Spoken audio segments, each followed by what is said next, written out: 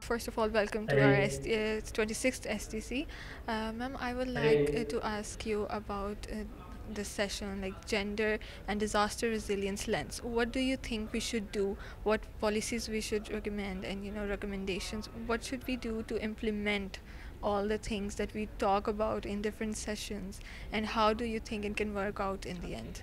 Thank you so much. First of all, thank you so much for this amazing exercise of doing a policy review exercise with REMIT. It's a very important one because we see that a lot of social sector work happens on gender, but the economic reform area is a little underrepresented. And this policy exercise, we did the key economic documents for the government of Pakistan, and what are some of the missing gaps, and what are the challenges that they might have for the policy formulation when it comes to gender and disaster resilience.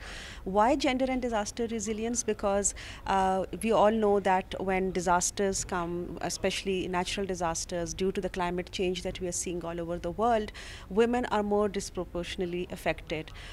So the same policy for disasters that you have for men will be it doesn't work for women that way. Women businesses never survive after or sustain themselves after disasters. The health issues and all the education, it's a completely different cycle for men and women after disasters.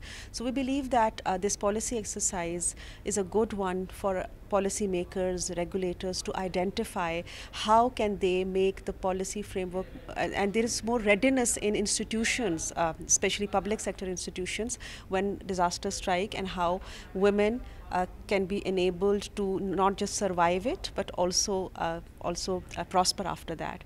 So this is an important one.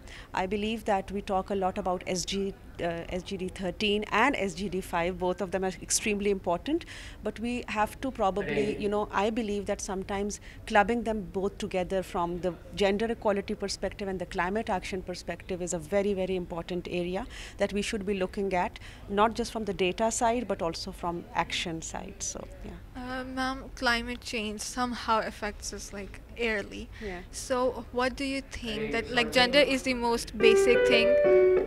Gender is the most basic thing that we should work on, because as you said, it works differently for both genders. Yeah.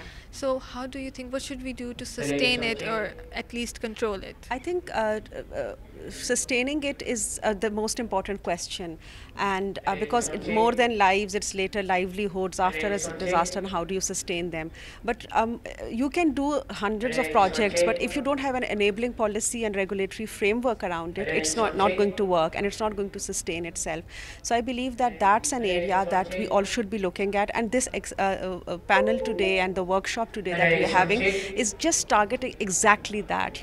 How does the biggest, for example, State Bank, the financial institution, how does the planning institution like the Planning Commission, and how is it the investment institution like the Board of Investment, they come together to develop a policy framework which enables, from the gender and disaster resilience lens. So that's an important, this is actually, I would say, the first step, which is more sustainable than any other silofied interventions that are happening.